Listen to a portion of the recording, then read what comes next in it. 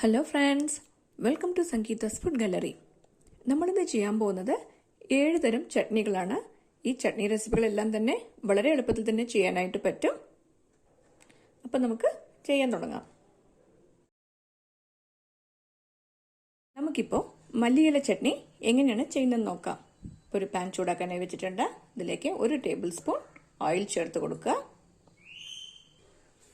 എണ്ണ ചൂടായിട്ടുണ്ട്. ഇതിലേക്ക് 1 ടീസ്പൂൺ കടലപ്പരിപ്പ് ചേർത്ത് കൊടുക്കാം. 1 ടീസ്പൂൺ ഉഴുന്നുപരിപ്പ് കൂടെ ചേർത്ത് കൊടുക്കണ്ട. ഈ ഉഴുന്നുപരിപ്പും കടലപ്പരിപ്പൊക്കെ ചൂടായി വന്നിട്ടുണ്ട്. ഇനി ഇതിലേക്ക് 1/2 ടീസ്പൂൺ ജീരകം ചേർത്ത് കൊടുക്കാം. ഇതൊക്കെ നന്നായിട്ട് ചൂടായിട്ട് വന്നിട്ടുണ്ട്. ഇനി ഇതിലേക്ക് ഒരു ചെറിയ കഷ്ണം ഇഞ്ചി കട്ട് ചെയ്തത് ചേർത്ത് കൊടുക്കാം. ഇനി ഇതിലേക്ക് ഒരു സവാള കട്ട് ചെയ്ത് വെച്ചിട്ടുണ്ട്. ഇത് ചേർത്ത് കൊടുക്കാം.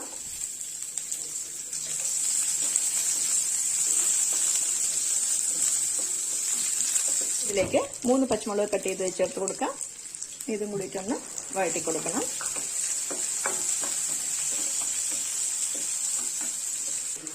ഇതൊക്കെ ഒന്ന് വാടി വന്നിട്ടുണ്ട്. ഇതിലേക്ക് 2 കൈപ്പിടി അളവ് മല്ലി ഇല എടുത്തിട്ടുണ്ട്. ഇത് ചേർത്ത് കൊടുക്കാം. ഇതൊന്ന് വഴറ്റി കൊടുക്കുക.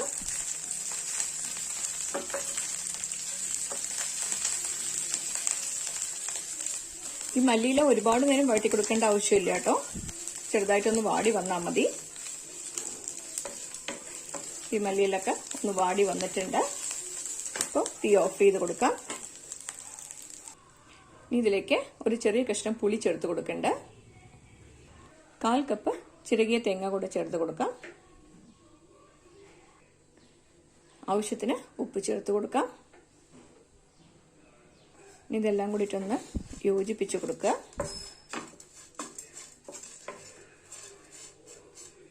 ഇനി ഇത് ആറാനായിട്ട് വെക്കാം. ആറിയ ശേഷം ഇത് അരച്ചെടുക്കണം. ഇപ്പൊ കണ്ടില്ലേ, ചട്നി ആവശ്യത്തിന് വെള്ളം ചേർത്തിട്ട് അരച്ചെടുത്ത് വെച്ചിട്ടുണ്ട്. നിങ്ങൾക്ക് ഏത് കൺസിസ്റ്റൻസിയിലാണോ വേണ്ടത് അതിനനുസരിച്ച് വെള്ളം ചേർത്ത് കൊടുക്കാവുന്നതാണ്. ഇനി ഇതിലേക്ക് കടുക് വറുത്ത് ചേർക്കാം. ഒരു പാൻ ചൂടാക്കാനായി വെച്ചിട്ടുണ്ട്. ഇതിലേക്ക് 1 ടേബിൾ സ്പൂൺ ഓയിൽ ചേർത്ത് കൊടുക്കുക. ഈ എണ്ണ ചൂടായിട്ടുണ്ട്. ഇതിലേക്ക് 1/2 ടീസ്പൂൺ കടുക് ചേർത്ത് കൊടുക്കാം. ഇതിലേക്ക് 1/2 ടീസ്പൂൺ ഉഴുന്നുപരിപ്പ് കൂടെ ചേർത്ത് കൊടുക്കുന്നുണ്ട്. ഒരു വറ്റൽമുളക് പൊട്ടിച്ച് ചേർത്ത് കൊടുത്തിട്ടുണ്ട്. കുറച്ച് കറിവേപ്പില കൂടെ ചേർത്ത് കൊടുക്കാം.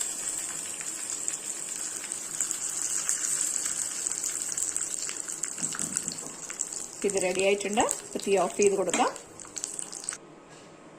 ഇത് നമ്മൾ റെഡിയാക്കി വെച്ചിരിക്കുന്ന ചട്നിയിലേക്ക് ചേർത്ത് കൊടുക്കാം.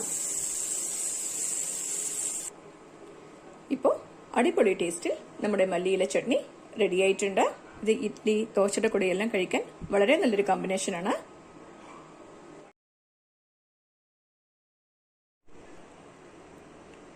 നമുക്കിപ്പോൾ ഉള്ളി ചട്നി എങ്ങനെയാണ് ചെയ്യുന്നത് നോക്കാം. ഇതിനായിട്ട് ഒരു പാൻ ചൂടാക്കാനായി വെച്ചിട്ടുണ്ട്. ഇതിലേക്ക് 2 ടേബിൾ സ്പൂൺ ഓയിൽ ചേർത്ത് കൊടുക്കുന്നുണ്ട്. ഇതിലേക്ക് 2 സവാള കട്ട് ചെയ്തത് ചേർത്ത് കൊടുക്കാം. ഒന്ന് വഴറ്റി കൊടുക്കാം. ഈ സവാളയൊക്കെ ഒന്ന് വഴണ്ട് വന്നിട്ടുണ്ട്. ഇനി ഇതിലേക്ക് 5 വറ്റൽമുളക് ചേർത്ത് കൊടുക്കണ്ട. അപ്പം നിങ്ങളുടെ കയ്യിലുള്ള മുളകിന്റെ എരിവിനനുസരിച്ച് വറ്റൽമുളകിന്റെ അളവ് കൂട്ടിയോ കുറച്ചോ കൊടുക്കണം കേട്ടോ. ഇതിലേക്ക് ഒരു ചെറിയ പീസ് പുളി കൂടെ ചേർത്ത് കൊടുക്കണ്ട. ഇതൊക്കെ നന്നായിട്ട് വഴണ്ട് വന്നിട്ടുണ്ട്. തീ ഓഫ് ചെയ്ത് കൊടുക്കാം. ഇതിലേക്ക് ആവശ്യത്തിന് ഉപ്പ് ചേർത്ത് കൊടുക്കാം. ഇനി ഇതിലേക്ക് ഒരു 3 ടേബിൾ സ്പൂൺ ചിരകിയ തേങ്ങ കൂടെ ചേർത്ത് കൊടുക്കണ്ട.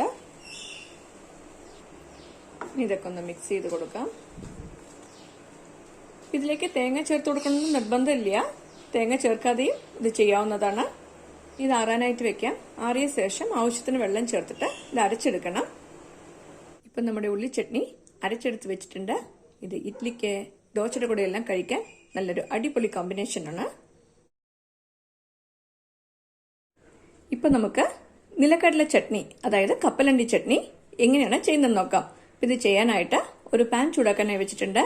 ഇതിലേക്ക് 1/2 കപ്പ് നിലക്കടല ചേർത്ത് കൊടുക്കണ്ട.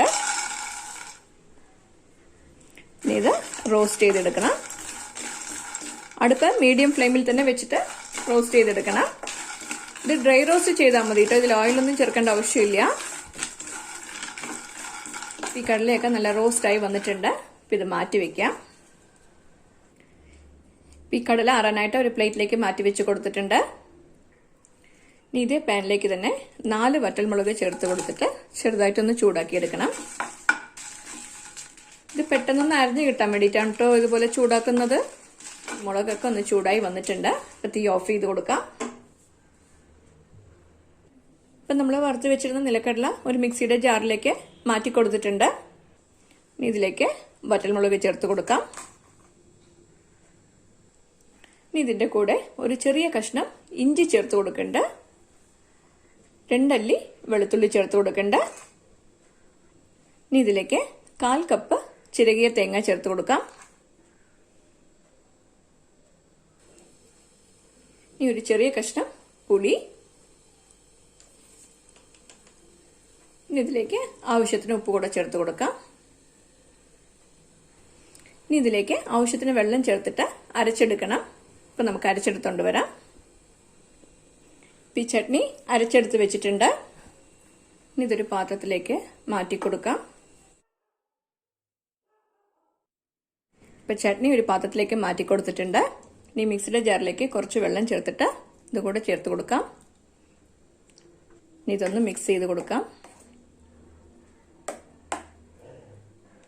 ഇത് മിക്സ് ചെയ്ത് വെച്ചിട്ടുണ്ട്.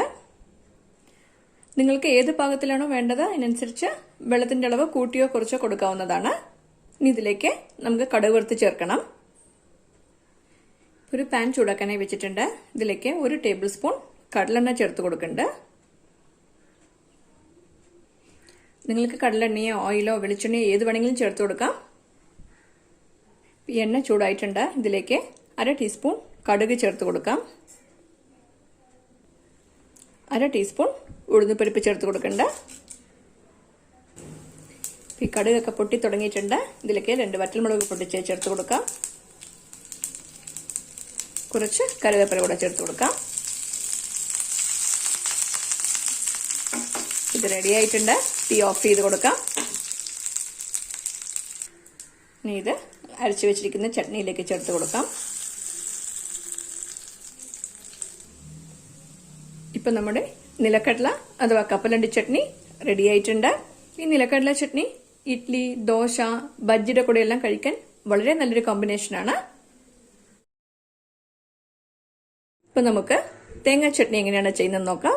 ഇത് ചെയ്യാനായിട്ട് ഒരു മിക്സിയുടെ ജാറിലേക്ക് 1 കപ്പ് ചിരകിയ തേങ്ങ എടുത്തു വെച്ചിട്ടുണ്ട്. ഇതിലേക്ക് 2 പച്ചമുളക് ചേർത്ത് കൊടുക്കുന്നുണ്ട്.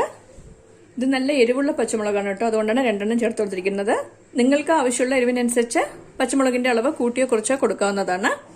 ഇതിലേക്ക് ഒരു ചെറിയ കഷ്ണം ഇഞ്ചി ചേർത്ത് കൊടുക്കുന്നുണ്ട്. ഇതിലേക്ക് 2 ടേബിൾ സ്പൂൺ പൊട്ടുകടല ചേർത്ത് കൊടുക്കാം.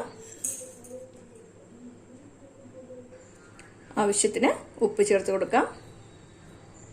ഇതിലേക്ക് ആവശ്യത്തിന് വെള്ളം ചേർത്ത് അരച്ചെടുക്കണം. അപ്പൊ നമുക്ക് അരച്ചിട്ട് വരാം. ഇപ്പൊ കണ്ടില്ലേ, തേങ്ങാ ചട്നി അരച്ചെടുത്ത് വെച്ചിട്ടുണ്ട്. ഇതുപോലെ വേണം അരച്ചെടുക്കാൻ. ഒരുപാട് നൈസായിട്ട് അരയ്ക്കേണ്ട ആവശ്യമില്ല, കുറച്ച് തരിതരിപ്പായിട്ട് വേണം അരച്ചെടുക്കാൻ. ഇതൊരു ബൗളിലേക്ക് മാറ്റി കൊടുക്കാം.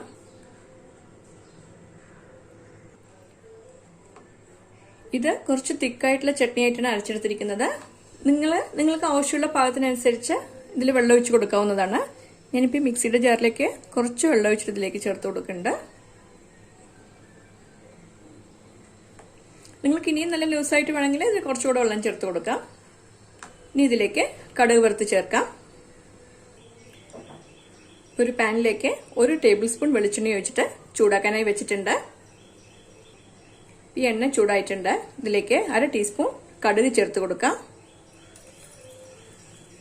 1/2 ടീസ്പൂൺ ഉഴുന്നുപരിപ്പോടെ ചേർത്ത് കൊടുക്കുന്നുണ്ട്. ഈ കടുകൊക്കെ പൊട്ടി തുടങ്ങിയിട്ടുണ്ട്. ഇതിലേക്ക് ഒരു വറ്റൽമുളക് പൊടിച്ച് ചേർത്ത് കൊടുക്കാം. കുറച്ച് കറിവേപ്പില ചേർത്ത് കൊടുക്കുന്നുണ്ട്.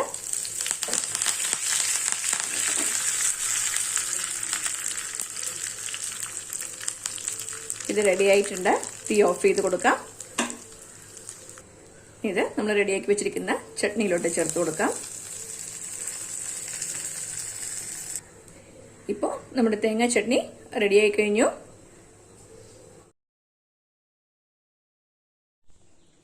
ഇപ്പൊ നമുക്ക് തക്കാളി ചട്നി എങ്ങനെയാണ് ചെയ്യുന്നത് നോക്കാം.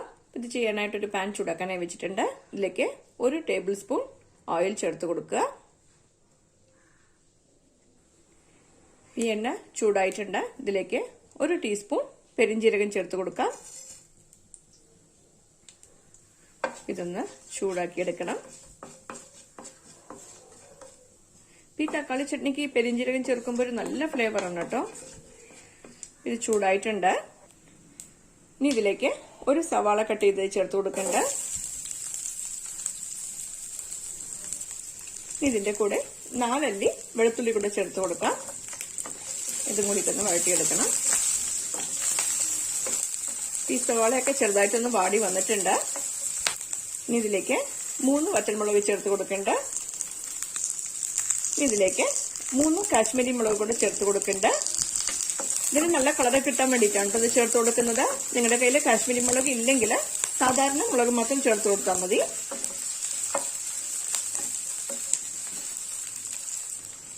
ഈ മുളകൊക്കെ നന്നായിട്ട് ചൂടായിട്ടുണ്ട്.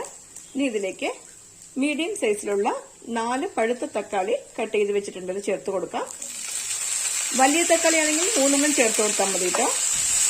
ഇതൊന്ന് വഴറ്റി കൊടുക്കാം.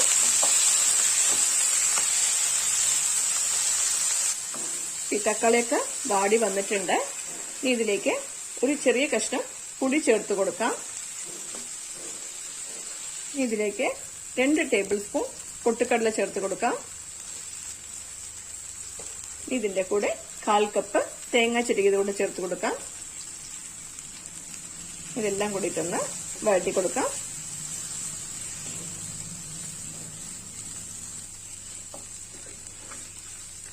ഇതൊക്കെ നന്നായിട്ട് വഴറ്റിയിട്ടുണ്ട്. തീ ഓഫ് ചെയ്ത് കൊടുക്കാം. ഇതിലേക്ക് ആവശ്യത്തിന് ഉപ്പ് ചേർത്ത് കൊടുക്കാം. ഇനി ഇത് ആറാനായിട്ട് വെക്കണം. ആറിയ ശേഷം മിക്സിയുടെ ജാറിലേക്ക് ചേർത്തിട്ട് ആവശ്യത്തിന് മാത്രം വെള്ളം ചേർത്ത് ഇതൊന്ന് അരച്ചെടുക്കണം. ഇപ്പൊ നമുക്കിത് ആറാനായിട്ട് വെക്കാം. ചട്നി അരച്ചെടുത്ത് വെച്ചിട്ടുണ്ട്. ഇതുപോലെ വേണം അരച്ചെടുക്കാൻ.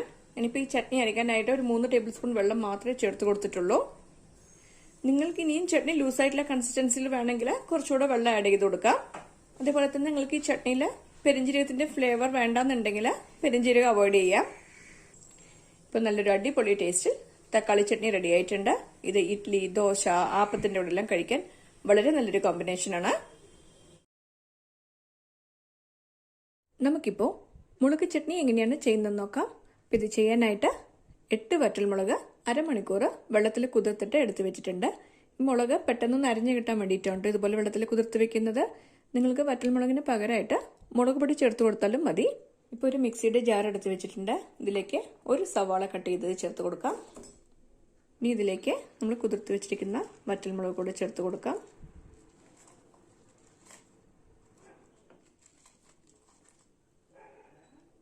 ഒരു ചെറിയ പീസ് പുളി ചേർത്ത് കൊടുക്കുന്നുണ്ട്. ഇനി ആവശ്യത്തിന് ഉപ്പ് ചേർത്ത് കൊടുക്കാം. ഇതിലേക്ക് കുറച്ച് കറിവേപ്പില കൂടെ ചേർത്ത് കൊടുക്കാം. ഇനി ഇതിലേക്ക് ആവശ്യത്തിന് വെള്ളം ചേർത്തിട്ട് അരച്ചെടുക്കണം. ഇപ്പം നമ്മുടെ ചട്നി അരച്ചെടുത്ത് വെച്ചിട്ടുണ്ട്. ഇതൊരു ബൗളിലേക്ക് മാറ്റി കൊടുക്കാം.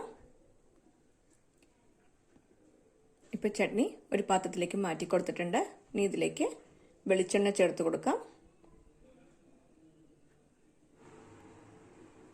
ഞാനിപ്പോൾ ഇതിലേക്ക് 2 ടേബിൾ സ്പൂൺ വെളിച്ചെണ്ണ ചേർത്ത് കൊടുത്തിട്ടുണ്ട്. ഒന്ന് മിക്സ് ചെയ്ത് കൊടുക്കാം.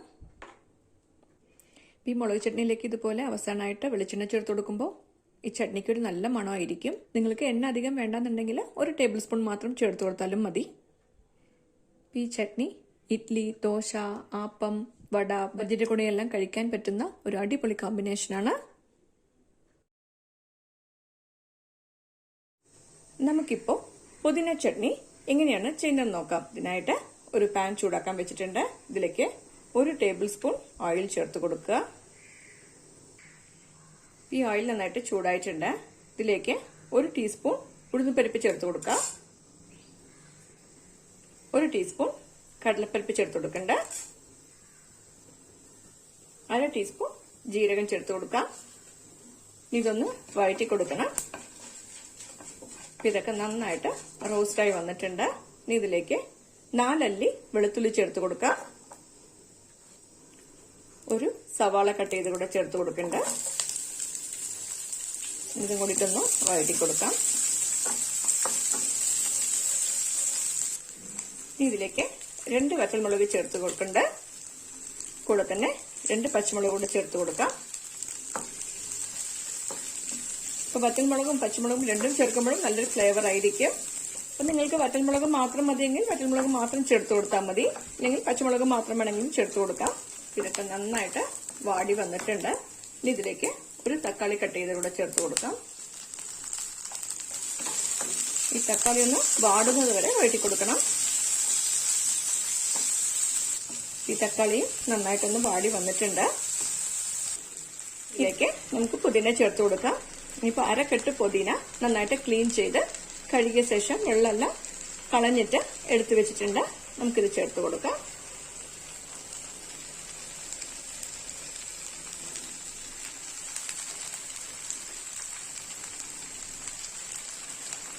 നന്നായിട്ടൊന്ന് മിക്സ് ചെയ്ത് കൊടുക്കാം.